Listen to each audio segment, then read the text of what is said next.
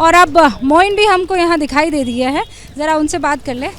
मोइन, आप यहाँ, मैं वहाँ मौजूद थी, कैसे सुलटा मामला फिर आखिर में?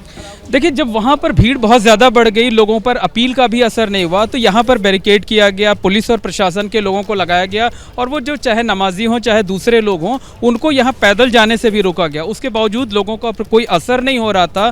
फिर उसके बाद जो कुछ इस्लाम धर्म के लोग हैं वो यहाँ पर आए, उन्होंने लाउड हेलर लिया, लोगों से लगातार अपील की, उन्हें इस बात की इत्तला दी कि ज्ञानवापी परिसर में जो है जगह भर चुकी है, बिल्कुल जगह नहीं है, आप लोग यहाँ पर जाइए। बहुत बड़ी तादाद में लोग चले गए, मतलब मान लीजिए कि 90% लोग चले गए, लेकिन 10% की तादाद में लोग ऐसे होंगे जो लगातार डटे हुए थे, उन पर अपील का कोई असर नहीं था। कई लोग तो हमने देखा कि पुलिस वालों के साथ जूझते जद्दोजहद करते हुए भी नजर आए। बहरहाल हालात अब धीरे धीरे करके सामान्य हो रहे हैं और यहाँ पर जो कई सौ लोगों का मजमा लगा हुआ था, अब कुछ लोगों तक सिमट। कितने लोग अंदर होंगे?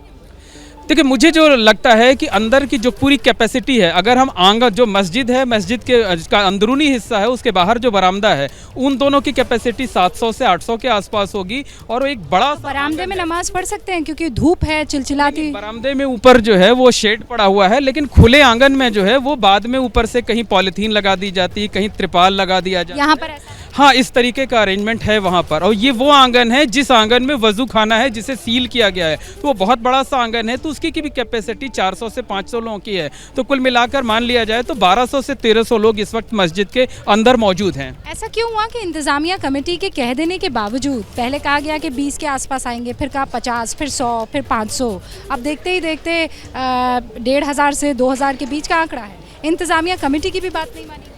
जी बिल्कुल, देखिए आपने भी देखा होगा, आप तो सुबह से ही यहाँ पर हैं, कि इंतज़ामिया कमेटी ने कुछ लोगों को पास इशू किया था, मुहर लगा करके उनका नाम लिख करके, और पहले ये कहा गया था कि जिन लोगों को पास दिया गया सिर्फ वही लोग नमाज़ पढ़ने जाएंगे। ऐसे लोगों की तादाद शायद 50-60 के आसपास रही होगी, जैसा हम लोगों ने देखा और समझा। लेकिन उसके बावजूद जो लगातार हुजूम था, वो दोपहर 1:35, 1:40 के आसपास नमाज होती है, जमात का वक्त होता है, लेकिन 12:15 बजे के आसपास ही मस्जिद भर गई। और ये मस्जिद तब भरी जबकि सर्वे के बाद का पहला शुक्रवार था, शिवलिंग मिलने के दावे के बाद का पहला शुक्रवार था, लोगों से अपील भी की गई थी। तो आखिरकार उस अपील का असर क्यों नहीं हुआ? और क्या पुलिस प्रशासन की कहीं इसे कोई लापरवाही थी कि उनका इंटेलिजेंस उन्हें खबर नहीं कर पाया? नहीं, जिस तरीके के अरेंजमेंट बाद में करने पड़े, उस तरीके के अरेंजमेंट शायद या अपील वो पहले से अगर की जाती तो लोगों की भीड़ यहाँ तक नहीं करती। मोइन, क्या सर्वे आने के बाद, सर्वे के कोर्ट में दाखिल हो जाने के बाद इसे शक्ति प्रदर्शन कहा जा सकता है?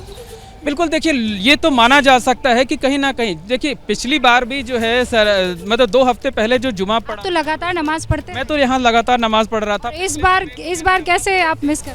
नहीं, मैं तो जाता यहाँ पर नमाज पढ़ने के लिए, मुझे पूरा वो था, लेकिन 12:15 बजे ही बंद हो गया। मैं उस वक्त लाइव पर खड़ा हुआ था, मुझे लगा था कि 1:40 पर जमात होगी, नमाज पढ़ी जाएगी, तो मैं 1:15 बजे के आसपास अंदर मस्जिद में दाखिल हो जाऊंगा। लेकिन उससे भी 1 घंटे पहले दरवाजे बंद कर दिए। एक नमाजी के लिए आपने अपनी जगह कुर्बान की, इसको ऐसा भी समझा जा सकता है?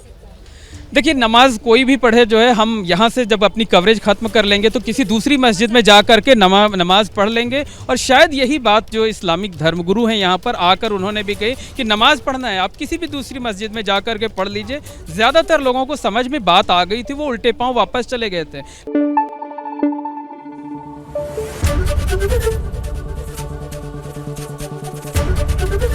ABP न्यूज़ आपको रखे आगे।